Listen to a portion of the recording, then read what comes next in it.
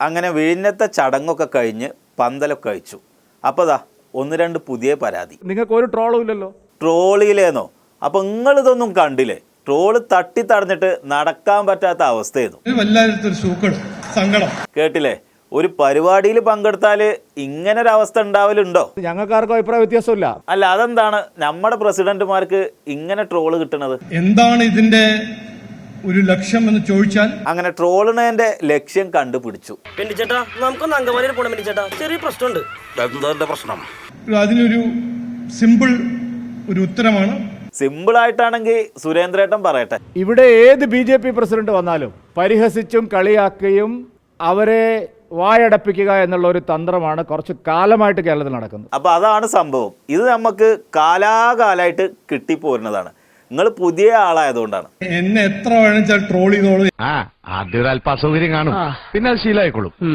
ഇത് വലിയ പ്രശ്നമാക്കണ്ടെന്ന്. കളിയാക്കല് നമ്മൾ ആദ്യമായിട്ടുള്ള അനുഭവം അല്ലാന്ന്. ഇത് നമ്മുടെ നാട്ടിലെ എല്ലാ പൊതു പരിപാടികളിലും ഉള്ളതാണ്. അപ്പം നമ്മുടെ നാട്ടിലെ ഒരു പരിപാടിയായിട്ട് ഇതിങ്ങനെ ആചരിച്ചു വരുന്നതാണ്. സുരേന്ദ്രേട്ടനൊക്കെ അത് അംഗീകരിച്ചു. നിങ്ങൾക്ക് ഇത് അഡ്ജസ്റ്റ് ചെയ്യാൻ വല്ല പ്രയാസമുണ്ടോ? ഈ ട്രെയിൻ BJP NDA ട്രെയിൻ വിട്ടു. ഇനി പോകുന്നത് വികസിത കേരളമാണ് ഞങ്ങളുടെ ലക്ഷ്യം. അവിടെ എത്തുന്നവരെ ഈ ട്രെയിൻ നിൽക്കില്ല. അപ്പൊ ഈ ട്രെയിൻ നിൽക്കുന്നത് വരെ ട്രോള് നിൽക്കൂലേ? എന്താ നമ്മൾ ചെയ്യുക? കമ്മിറ്റി കൂടി വല്ല തീരുമാനം എടുക്കാൻ പറ്റുമോ? വെറുതെ ആൾക്കാരെ കൊണ്ട് ചിരിപ്പിക്കണ്ട. ഏതായാലും സംഗതി ആകെ പ്രശ്നം തന്നെയാണ്. സംഗതി പ്രശ്നം തന്നെയാണ്. പക്ഷെ ഇങ്ങനത്തെ പ്രശ്നങ്ങൾ ഒരുപാട് നേരിട്ട് സുരേന്ദ്രേട്ടൻ 4 വർത്താനം പറയാന്ന് തീരുമാനിച്ചു. ചെല്ലട്ടെ, നിക്ക്. നീ പോയിട്ടെന്താ ചെയ്യാൻ പോണത്? അത് ആളെ കറക്കി കൊണ്ടുവരുമ്പോ കണ്ടാ മതി. ഐഡിയ എന്താണെന്ന് പറഞ്ഞിട്ട് പോടാ. അതെ, വ്യക്തമായിട്ട് പ്ലാൻ എന്താണെന്ന് പറഞ്ഞിട്ട് പോയാൽ മതി. പ്ലാനൊന്നുമില്ല. ഞങ്ങളെ മാത്രം ഇങ്ങനെ ട്രോളിനത് എന്താന്ന് ചോദിക്കാൻ വേണ്ടി സുരേന്ദ്രേട്ടൻ ചാടി ഇറങ്ങി.